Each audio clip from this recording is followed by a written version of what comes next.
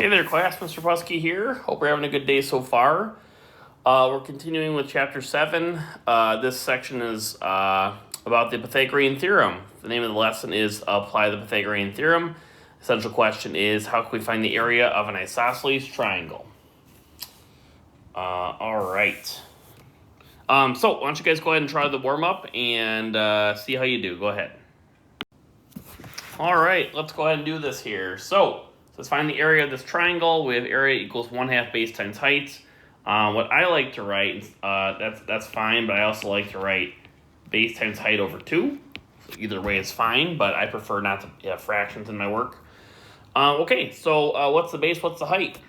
Well, the base is going to be 12, and the height is going to be at a right angle to the other point, okay? So it's kind of like the altitude, kind of. So yes, the height's going to equal 8. All right.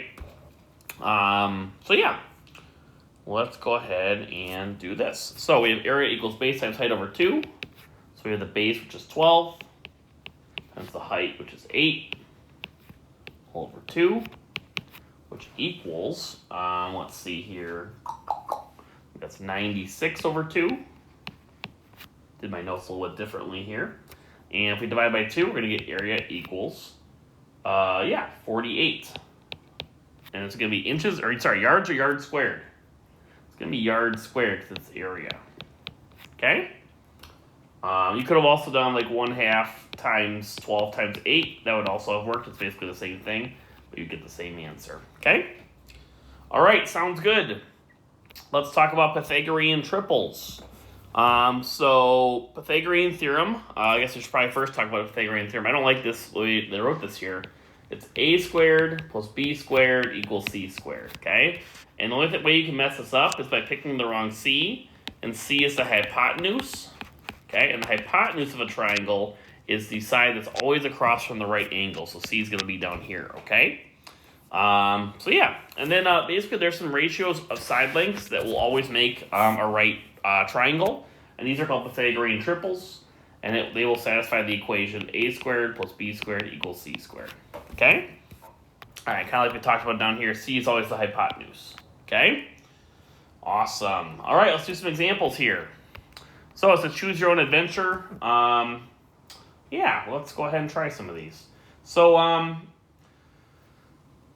of these we're looking for the leg, and sometimes we're looking for the hypotenuse. So it says hypotenuse for these first two, and then down here it says the leg. But let's do one of each, and you guys can try one, okay? So let's do number 1, okay? So we have this triangle here. So remember, we're just doing, to figure out missing lengths of right triangles, it's a squared plus b squared equals c squared, okay? So the most important thing is figuring out what the hypotenuse is. Well, if we draw across from the right angle, we can see that so x squared is going to go over here because x is the hypotenuse. And then we can really just write wherever we want. This could be a, this could be b, or vice versa. So we're going to do 7 squared plus 24 squared equals x squared. We simplify 7 squared, which is 49. We're just kind of doing some simplification here. 24 squared is 576 equals x squared. All right. Add these two together. 49 plus 576 equals 625 equals x squared. Be careful, the x squared needs to stay there. You can't just write x, okay? People sometimes drop the x and think that's okay, and it's not, okay? How do we undo a square now? What's the opposite of squaring something? We're going to do the square root. We're going to do the square root. So, when we do that, we're going to do it to both sides. Oops. And the square root of 625 is 25. Okay? So that's the one where we're looking for the hypotenuse. Let's try another one where we have to look for the just something different here, right? So we have the number 3 here. We have this triangle with this door here. So what's the hypotenuse in this triangle? Well, across from the right angle is actually going to be 6. So remember, we're doing a squared plus b squared equals c squared. But in this case, c squared is going to be 6 squared, okay? And then we just label our sides whatever we want to do. I'm going to call this a and this b, but you could also flip them around. So I have x squared plus 5 squared equals 6 squared. All right, now we simplify the squares. We get x squared plus 5 squared is 25. 6 squared is 36. Now I need to go ahead and solve this here. How do I need to get x squared by itself, just like if you were getting x by itself. How do we do that? We're going to subtract 25 from both sides. X squared equals, what's that, 11? All right. And we have to undo a square by doing what? Square root. Is it okay to square root something that's not a perfect square? It is. It's just going to be a decimal, and that's okay. Well, it's not equal to, actually. We're going to get x is approximately, we're going to have to do some rounding, which is approximately 3.32. And that's going to be approximately our answer, okay? All right. Why don't you guys go ahead and pause the video and try number 2, see how you do. Okay, this one. Are we looking for where is x? Is x a leg or hypotenuse? It's the hypotenuse. It's crossing the right angle. And whatever's not the hypotenuse are going to be legs, okay? So we're going to do a squared plus b squared equals c squared, which equals Pythagorean theorem, okay? So the leg squared equaled the hypotenuse squared. All right. What are we going to do for this? Well, x squared is going to be c, so we got c squared equals x squared. Call this a and b and c. So we got 9 squared plus 12 squared equals x squared. 9 squared is 81. 12 squared is 144 equals x squared. Add those together, we get 225 equals x squared. How do we undo a square? We're going to square root. So square root of 225, x is going to be equal to 15. All right, now, what you'll notice, this wants to zoom out here. For these examples here, we're going to talk about what are called Pythagorean triples, okay?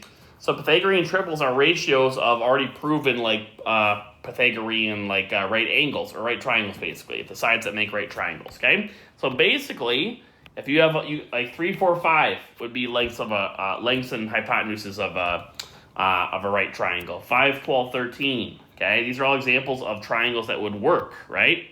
And if you'll notice here, let's go back to number 1. So we said that x equals 25. This is 25, so we have 7, 24, and 25. Well, look down here. 7, 24, and 25 is actually a proven right triangle using Pythagorean theorem. And over here, we did 9, 12, and 15. Let's look down here. We have 9, 12, and 15. It's basically a multiple of a 3, 4, 5. You take this times 3, right? Each of these times 3, you're going to get 9, 12, and 15. So these ones at the top are kind of the consistent ratios, but then you can do times 2, times 3, times down here, times 10, right? And basically get the same kind of ratios, okay? All right, let's go down here now. Yeah, sounds good. Let's do finding the area of an isosceles triangle now, okay? All right, so let's find the area of an isosceles triangle with side lengths 16, 17, and 17. Let's do this here. I'm going to draw a triangle. It's not going to be perfect. This is isosceles, which means how many sides are congruent with isosceles triangles? We got 2. We have a height with a right angle. Okay. If we're looking for the area of an isosceles triangle. What's the area of a triangle again? It's base times height over 2. Okay. So we know that these are both 17. They're not drawn to scale. I apologize. This is 16. Okay. Now, what do you think? Do we know the base of this triangle? Well, the base equals 16, so we're good there. What's the height? Do we know the height? This is the height right here. We don't. We're going to need to solve for that, okay? But what we do know, I'm going to use a different color here. We do know that, this triangle right here is kind of a right triangle, right? So, this is not a perfectly drawn thing in here. Imagine that this part right here is right in the middle. What would this length be right here if it was right in the middle? Well, this would be 8, which is half of 16, right? So we can solve for h by using right triangle Pythagorean theorem stuff here. So again, what we can do is the legs squared, so h squared plus 8 squared equals 17 squared, okay? All right, now we can just solve for h. So h squared, 64 is 8 squared, and 17 squared is 289. Subtract 64 to get h squared by itself. H squared equals 289 minus 64 is 225. We take the square root to undo a square.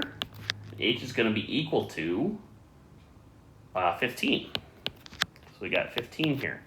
All right, now can we figure out the area? Well, yeah, we can, because area equals base times height over 2. So area equals the base, which is 16, times the height, which is 15, which we solved using Pythagorean theorem, all over 2. When we plug that in, we're going to get A. It's going to be 240 over 2. We can do that if we want to. And A is going to be equal to 120 meters or meters squared. It's area, so it's going to be meters squared. Awesome. All right, so it's a little bit tricky, but yeah, isosceles triangle is also, similar properties. Put a line down the middle to find the height and use Pythagorean theorem. So we are good. Okay, why don't you go ahead and try checkpoint 1. It's very similar to one we just did. Go ahead. All right, so we have this isosceles triangle. We need to find the height to be able to figure this out. So what's the height going to be? H squared plus what? Well, this area right here is going to be 14. It's going to be half of 28. So 14 squared equals 50 squared, which is the hypotenuse. So h squared plus 14 squared is 196. 50 squared is 2,500. Minus 196 to get that by itself. H squared equals 2,500 minus 196 is 2304, 2,304. Square root. H equals 48. Are we done? We are not. We got to do area equals base times height over 2. So area equals, the base is 28. Okay, that's the whole distance across. The height we found, which is 48, all over 2. So area equals 1344 over 2, which equals 672 feet or feet squared. It's area, so it's feet squared. Awesome. Okay, very good. All right, the next couple examples, I want you to use your Pythagorean triples. So I want you to figure out the missing side length, but try to use this idea of this diagram up here, okay? So I want you guys to go ahead and see how you do. All right, let's look down here. So we have 24, 45, and then we're looking for the hypotenuse, right? Well, the hypotenuse in this Pythagorean triples up here, 24, 45, you can see right here, it's going to be 51. So x equals 51. So you can still use Pythagorean theorem if you want to, but this is kind of a shortcut using that table to figure it out. How about this one? We have 30, 40. So 30 and 40 are the legs. What's the hypotenuse? For this one, if you look up here, going back up here, 30, 40, and 50. It's a 3, 4, 5 multiple thing down here. So it's going to be x equals 50. And for both those, we solve for the hypotenuse, but you could also have done, like if they had give you 30, y, and 50, you could also, it would still be 40 here. So basically, you can solve for any missing length. So yeah, that's how you use Pythagorean triples. All right, thank you for watching. Have a great day, and we will talk soon.